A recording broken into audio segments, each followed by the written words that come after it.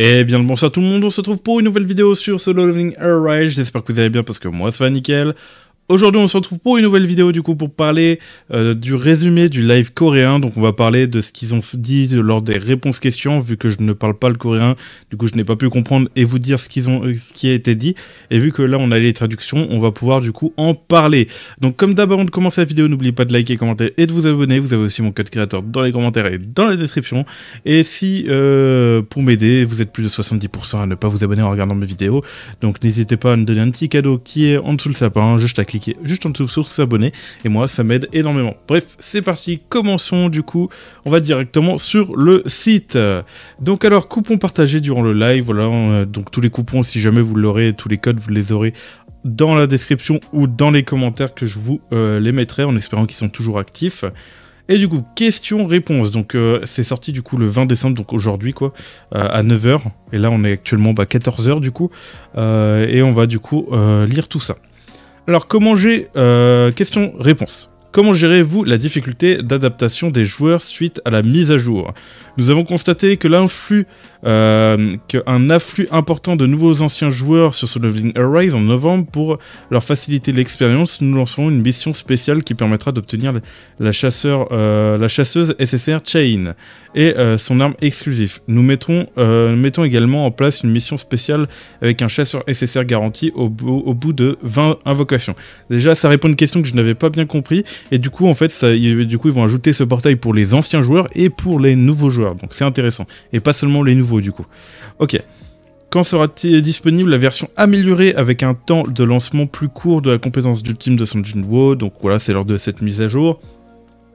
Les joueurs expérimentés manquent de contenu, bien que le contenu soit devenu plus accessible. Nous sommes conscients jusqu'ici principalement cibler les nouveaux joueurs et ceux qui reviennent sur le jeu. Rassurez-vous, comme prévu dans notre feuille de route du contenu pensé pour les vétérans en préparation. Voilà. Donc voilà, l'événement de réinitialisation d'artefacts est trop complexe. Voilà, oui, j'en avais pas même fait une vidéo par rapport à l'événement où vous savez, c'est l'événement où vous devez monter un artefact level 20 pour pouvoir le reset, donc c'est horrible. Enfin, il y a d'autres trucs parce que ça demande beaucoup de ressources et du coup les free-to-play n'ont pas forcément ces ressources. Et nous reconnaissons que le système actuel est contraignant et oblige de retirer et de rééquiper les objets puis d'atteindre le niveau 20 pour initialiser.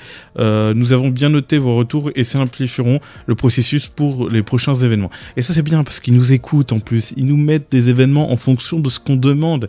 Et ça c'est cool parce que c'est vrai que c'était vraiment trop coûteux pour les free-to-play en termes de gold, en termes de ressources. Déjà que c'est compliqué d'améliorer, voilà. Ok, c'est cool. Serait-il possible de recomposer des gemmes niveau 5 inutilisées? Et ce serait cool parce que c'est vrai que moi j'en ai au moins 5-6 que je ne peux même pas utiliser. La question des gemmes de niveau 5 commence effectivement à se poser. Même si peu de joueurs ont déjà un surplus, bien que leur disponibilité reste encore limitée, surtout pour les joueurs de haut du classement, nous comprenons qu'un ajustement est nécessaire.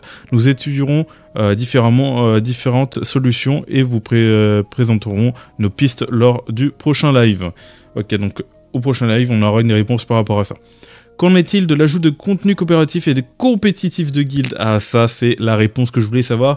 Durant l'année 2024, nous nous sommes principalement concentrés de l'expérience solo. Pour 2025, le moment est venu d'introduire du contenu coopératif. Aïe, aïe, aïe.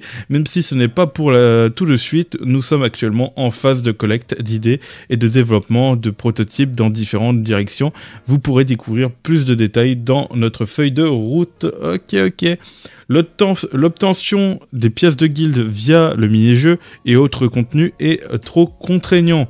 Nous allons revoir l'équilibrage du mini-jeu et adapter le coût de ressources des bonus de guilde pour faciliter l'achat essentiel, même si la question des pièces de guilde a déjà fait l'objet de discussions. Leur coût élevé avait été pensé pour encourager la participation au contenu coopératif. Suite à vos nombreux retours, nous envisageons maintenant des ajustements. Ok. Voilà, ils vont encore réajuster, ça va faire encore plus de trucs, donc c'est cool. Pourquoi Goto-Ryujin n'est-il pas disponible en décembre comme prévu? Suite à un sondage réalisé Concernant vos chasseurs préférés, Thomas André est ressorti largement favori, ce qui nous a amené à sortir en priorité. Cela a donc décalé l'arrivée de Goto Ryuji. Aujourd'hui, Thomas André est devenu un élément essentiel des équipes. De sa grande popularité nous pousse à réfléchir à une possible extension de sa période d'invocation pour tous les joueurs, qu'ils soient nouveaux ou non. Donc ça fait plaisir. En gros, les nouveaux joueurs vont pouvoir encore invoquer Thomas André. Il a été décalé du coup de encore 1 mois. Donc vous avez 2 mois pour Thomas André. Donc en vrai, vous avez le temps pour ça. En sachant que Goto Ryuji, en vrai, il aurait été en décembre, ça aurait été chiant pour les free-to-play. Donc pourquoi pas, c'est mieux, c'est pas mal comme ça. Voilà, c'est mieux comme ça. Ça vous permet d'économiser pour la prochaine fois. Et comme ils l'ont dit, normalement, en fait, Thomas André a pris la place de Goto Ryuji. Voilà. Ouais. Question-réponse en temps réel, et c'est surtout ça que je voulais savoir aussi. Le problème des statistiques aléatoires des gemmes de niveau 5 doit être revu. Ah ouais, ils veulent revoir ça, ok. À l'heure actuelle, lorsque les gemmes niveau 5 héritent des statistiques minimales, la différence avec les gemmes de niveau 4 est tellement minime que cela fait débat. Nous comprenons que le minimum est vraiment trop bas, et même si nous ne pouvons pas garantir une mise à jour, dans l'immédiat, nous allons étudier cette question en profondeur. Donc ça veut dire qu'ils vont peut-être apporter plus d'importance pour les gemmes. Et ça, en vrai, c'est cool. Ça veut dire qu'on va gagner encore plus de puissance du côté des gemmes, et ça va devenir plus intéressant à les farmer. Pouvez-vous ajuster une fonction de sauvegarde pour le gameplay de parties multiples dans l'atelier de lumière brillante? Et bah justement, ça arrive pour cette mise à jour. Est-il possible d'avoir plus de tickets d'entrée pour le simulateur de portail? Comme le simulateur de portail est un contenu récent, les opportunités d'y jouer sont encore restreintes. De plus, les spécificités de ce mode font que chaque partie est vraiment unique, ce qui donne naturellement envie d'y retourner plusieurs fois. Nous réfléchissons donc à augmenter le nombre de parties possibles. Du coup, on aura plus de tickets, ça fait plaisir. Et voilà, c'est cool. Serait-il possible d'avoir des classements ou des compétitions pour des combats d'équipe comme le boss de guilde ou la puissance de destruction? Ce n'est pas une tâche difficile à implémenter. Nous étudions la possibilité d'ajouter des fonctionnalités comme des listes de compositions recommandées ou des suggestions basées sur les compositions les plus populaires. Ok, donc ça c'est cool. Après, il faut faire attention, ce qu'ils recommandent généralement, il ne faut pas prendre tout au pied à la lettre. Qu'en est-il des performances et de l'apparence de Bear? Vous trouvez toutes les informations, voilà, on va voir par rapport à la mise à jour, on l'a vu d'ailleurs, mais voilà. Le rang supérieur des ombres présent dans l'œuvre originale sera-t-il intégré au jeu? Dans l'œuvre originale, Bear possède le rang général ce système de rang effectivement faire son apparition dans le jeu avec la mise à jour. Ok, voilà. Les ressources comme les cristaux de mana avancés pour améliorer les chasseurs sont trop difficiles à obtenir. C'est vrai pour certaines ressources, ça peut être compliqué. En effet, beaucoup de joueurs signalent aussi un manque de gold. Bah après, moi c'est normal que j'ai pas de manque de gold, mais c'est compréhensible.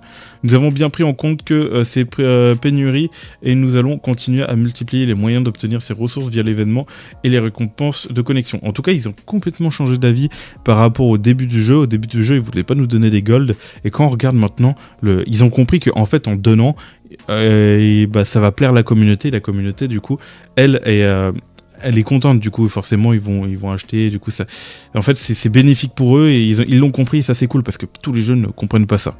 Suite aux événements et réinitialisation d'artefacts, les pierres de l'esprit se font particulièrement rares. Nous prévoyons donc d'en distribuer également lors des prochains événements. Nice. Le champ de bataille du temps manque de variété, qu'en pensez-vous? Oh, ne rajoutez pas de la variété. Déjà que j'ai du mal à le faire, mais en vrai c'est compréhensible pour certains et tout. Nous avons remarqué que l'aléatoire joue un rôle trop important. Oui, c'est vrai qu'il y a un rôle aléatoire, et c'est vrai. En vrai, le rôle aléatoire, c'est vrai que c'est chiant. C'est chiant à la longue. Donc ce serait bien qu'ils fassent en sorte d'y remédier pour enlever cet aspect aléatoire. En vrai, là-dessus, je suis totalement d'accord. Avec des affrontements qui se terminent en à peine 10 secondes.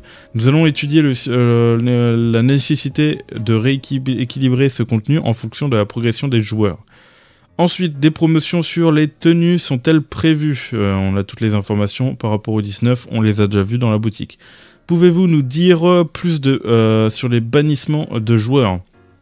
Et ça, c'est très intéressant. Ouh, en plus, ils répondent beaucoup. Cette question mérite une réponse claire. Nous utilisons le programme de faction de bouclier pour détecter les comportements suspects en jeu. Par le passé, nous avons du coup souvent constaté des scores anormaux élevés, généralement liés à l'utilisation de modifications ou de programmes non autorisés. Si les problèmes de triche étaient nombreux au lancement du jeu, les mises à jour régulières de la faction du bouclier ont permis de réduire considérablement ces incidents. Voilà. En cherchant le juste équilibre, nous faisons face à un défi. Un système de défense trop strict peut générer des erreurs, tandis qu'un système trop souple ne permet pas de lutter efficacement contre les triches et l'abus. Vaut mieux qu'il y a des tricheurs que vous détecterez plus tard que de ban des innocents. Enfin, pour moi, c'est mon avis. Vaut mieux qu'il y ait quelques tricheurs. Dans tous les cas, pour l'instant, c'est un jeu. Voilà, s'il y a vraiment un gros tricheur, voilà, ils seront bannis.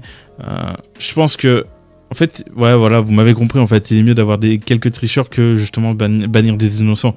C'est vraiment embêtant ça par rapport à ça, surtout que ceux qui se sont fait bannir, si on comprend bien, c'est que c'était des grosses baleines, et les mecs, ils ont mis je sais pas combien sur leur compte, et ils sont bannis, quoi, parce qu'ils ont fait des gros scores. Donc c'est très problématique. En tentant d'affiner nos critères de détection, nous avons malheureusement procédé à des bannissements excessifs pendant environ 4 heures. Dès que nous avons eu connaissance, nous avons publié une annonce et corrigé la situation. Nous sommes conscients des désagréments que cela a pu causer, mais la mise à jour et le renforcement continu de programmes comme la faction de bouclier sont essentiels pour maintenir un environnement de jeu sain. Bien évidemment, ne bannissez pas justement les personnes non concernées parce que c'est pas un environnement sain, ça. Nous vous demanderons donc de votre compréhension sur ce point. Non. Je suis désolé, mais je peux pas comprendre à partir du moment qu'on banne des innocents. Je peux comprendre qu'on banne des tricheurs, mais pas des innocents, en fait. C'est pas possible de comprendre à ce point-là, en fait. C'est pas... Quand ça concerne des innocents, pour moi, c'est pas compréhensible.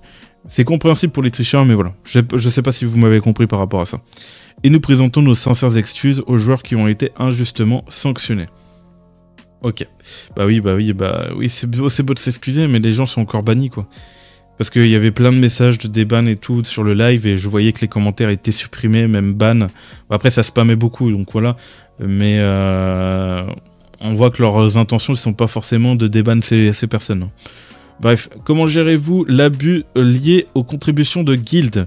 Nous avons identifié que certains joueurs augmentaient artificiellement leurs contributions en se réinscrivant dans les guildes, d'accord? Une mise à jour a été... Ah ouais, ok d'accord, j'ai compris. Iki, t'y rejoins, ok d'accord. Une mise à jour a été déployée pour contrer cette pratique. Un délai d'attente est maintenant nécessaire après l'inscription, après avoir commencé à accumuler des contributions. Ah ouais, d'accord, je comprends mieux. Bah, heureusement qu'il corrige ça. Sera-t-il possible d'acheter des abonnements sur PC?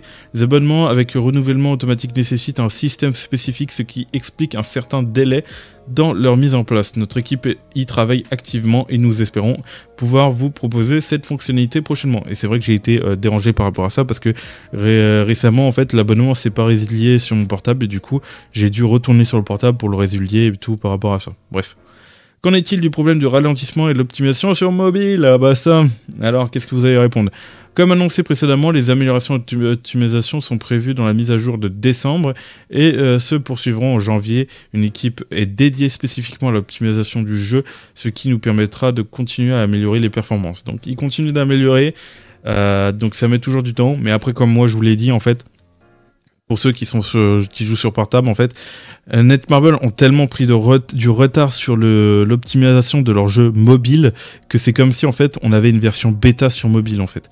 C'est littéralement ça en fait. Le jeu est sorti trop tôt sur mobile, littéralement lorsque c'est un jeu mobile. Donc c'est le problème en soi. Donc voilà. Avez-vous prévu d'enrichir les fonctionnalités des ombres? Si les ombres fonctionnent correctement sur PC, des optimisations sont encore nécessaires sur mobile. Une fois ces améliorations techniques réalisées, nous pourrons envisager d'étendre leurs fonctionnalités. Ok. Il est prévu d'ajouter plus de défis avec les nouveaux scénarios. Effectivement, nous prévoyons d'introduire de nouveaux défis en parallèle des contenus additionnels. Nous continuons à les mettre à jour régulièrement pour enrichir l'expérience de jeu. Voilà. Mise à jour à venir, l'arrivée du roi des fourmis, les deux arrivent, voilà. Après ça, tout ça on connaît, on avait tout vu par rapport... là, après c'est par rapport aux patch notes, tous les trucs que j'avais fait mention lors de mes précédentes vidéos, voilà. Voilà, on a tout dit, on n'a plus rien à rajouter. On retourne sur le jeu avec le beau sapin de petite Noël. Donc voilà, en vrai, pas mal de bonnes petites nouvelles, même si, bon, bah, par rapport au bannissement, par rapport au mobile et tout, voilà, c'est un peu chiant. J'espère que vous n'êtes pas concernés par ces bans, en tout cas, voilà. En tout cas, on a eu quand même pas mal de bonnes petites nouvelles et tout, qu'on prend avec plaisir, qu'on adore. Voilà. En tout cas, j'espère que vous avez aimé cette vidéo. On finit cette vidéo sur ça. N'oubliez pas de liker, commenter, de vous abonner. Moi, je dis tout simplement de choses. Allez, bye tout le monde, c'était Virtual. Bye bye.